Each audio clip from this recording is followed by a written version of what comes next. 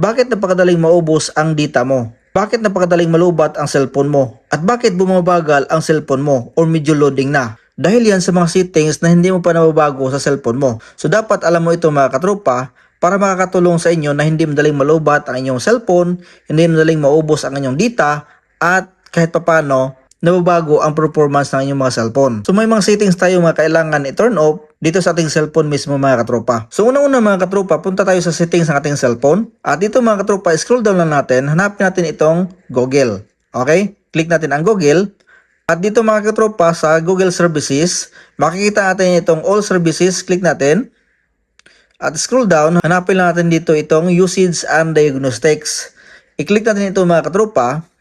Napapansin nyo ba mga katropa na kapag manonood kayo ng mga video sa YouTube, sa Facebook, ang mga lumalabas na ads mga katropa ay yung sinesearch natin sa TikTok, sa Lazada, sa Shopee, ay kapareho sa mga ads. At sa mga mahilig maglaro ng scatter mga katropa, napapansin nyo ba na halos lumalabas ng mga ads sa Facebook, sa YouTube, ay halos scatter lahat? Dahil dito mga katropa sa Usage and Diagnostic. Kasi nakamonitor ito palagi mga katropa sa ating cellphone. So mahalagang naka-turn off ito mga katropa. Kasi ang settings nito mga katropa ay nagre-record at sinisinya sa Google. So itong dahilan mga katropa na alam ni Google ang lahat ng ating mga activity sa ating cellphone. Kung mahilig ka sa scatter mga katropa, halos lumalabas ng mga ads sa inyong cellphone ay scatter. Kung mahilig ka mag-search ng mga, for example, sapatos, mga cookingware sa Shopee, sa Lazada, sa TikTok, ayun din ang lumalabas sa inyong mga pinapanood na video. Kasi alam ni Google ang ating mga activity dahil dito sa Usage and Diagnostics.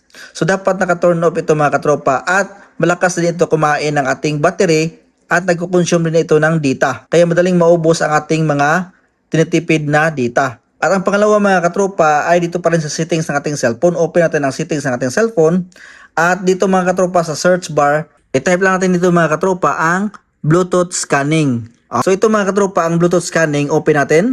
So itong Bluetooth scanning mga katropa at kasama na rin itong Wi-Fi scanning, dapat naka-turn off ito mga katropa. So nakalagay dito mga katropa, allow apps and services to scan for nearby devices at any time even when Bluetooth is off. So kahit pa naka-off ang ating Bluetooth mga katropa ay naka-on pa rin ito. At dahil naka-on ito mga katropa ay nag-consume ito ng battery ng ating mga cellphone. So try natin mga katropa i-off ang ating Bluetooth. So naka-off ang ating Bluetooth mga katropa kung makikita ninyo, pero naka-on pa rin dito. Okay? So ang ating Wi-Fi mga katropa naka-off. Dito mga katropa sa Wi-Fi scanning ay naka-on. Okay? So ibig sabihin mga katropa ay nag-scan ito palagi. Napakalaking consume ito sa ating battery. Kasi palagi itong nag-scan kahit saan tayo magpunta. Kahit naka-off ang ating Wi-Fi at ang ating Bluetooth. So dapat naka-off ito mga katropa.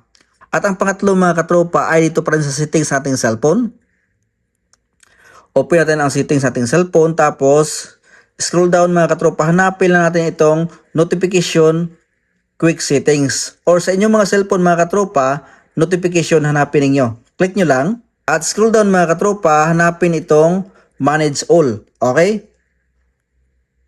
So dito mga katropa, hindi lahat ng mga apps ay naghihintay tayo ng notification. Okay? So ang kailangan natin dito ay for example Messenger, Facebook, Gcash, YouTube. So itong iba mga katropa ay hindi natin kailangan maghintay ng notification dito. So kapag naka-on ito mga katropa ay malaking bawas na ito sa ating battery. At nagko-consume rin ito ng data ng ating mga cellphone kapag nagtitipid tayo ng data. Okay? So dapat naka-turn off ito mga katropa.